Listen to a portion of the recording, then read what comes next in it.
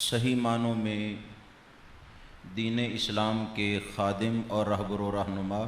سبحان اللہ الحاج منیر احمد یوسفی دامت برکاتہ العالیہ کے عرس کی تقریب کے سلسلہ میں ہے،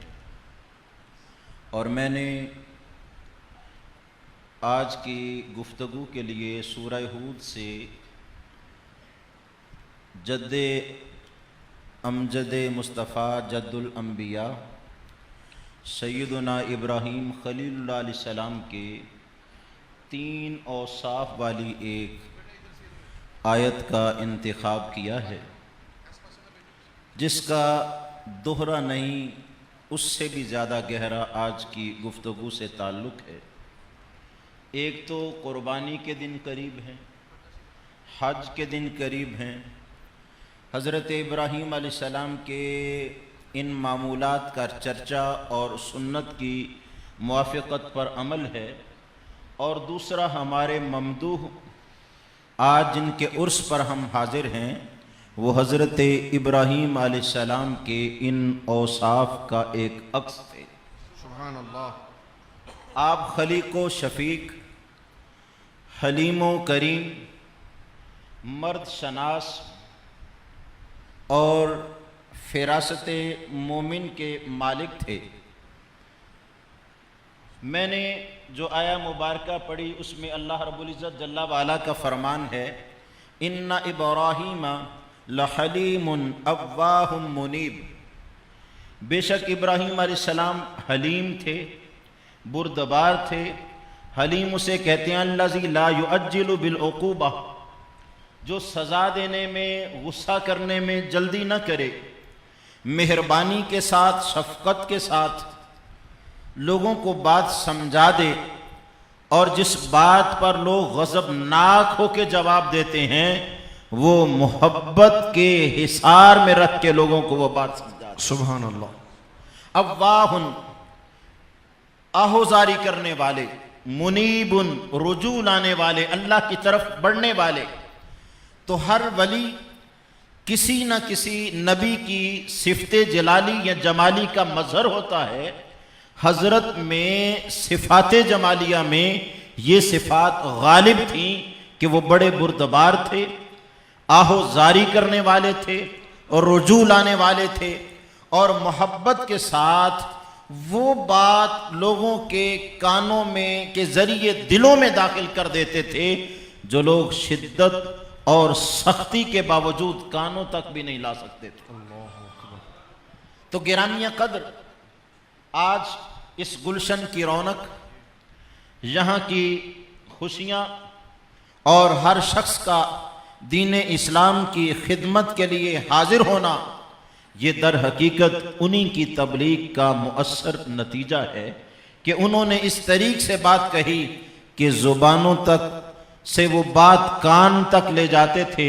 اور مقلب القلوب کے فضل سے وہ بات دلوں تک اثر انداز ہو جایا۔ آپ دیکھیے ابراہیم علیہ السلام کی تبلیغ کا انداز،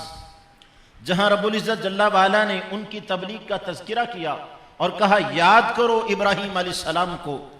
وہاں توحید کی تبلیغ کا تذکرہ یوں بھی فرمایا، اذ قال لأبیہ یا ابتی لما تعبد ما لا یسمع ولا یبصر ولا یغنی عنک شیئا، کہا اے چچا آزر، تم اس کی کیوں پوجا کرتے ہو جو سنتا بھی نہیں، دیکھتا بھی نہیں۔ توحید کے پیغام کے لیے اور بھی بڑے الفاظ تھے، لیکن کتنا حکیمانہ انداز ہے۔ پوچھا لما تعبد، کیوں پوجتے ہو اسے جو سنتا بھی نہیں، دیکھتا بھی نہیں، ولا یغنی عنک شیئا، اور آپ کو کوئی فائدہ بھی نہیں دیتا۔ اور حضرت کا انداز تبلیغ بھی اتنا ہی حسین تھا کہ چند مجالس میں، گجرانوالہ میں اور یہاں بھی چائنا سکیم میں مجھے حاضری کا شرف ملا، ہمیشہ ان کی نظر جو ہے وہ لوگوں کی زبان سے بھی زیادہ تبلیغ کرنے والی پائی، اور اتنی شفقت، اتنی محبت، لوگوں کو اسلام کے قریب لانے میں اتنی زیادہ کوشش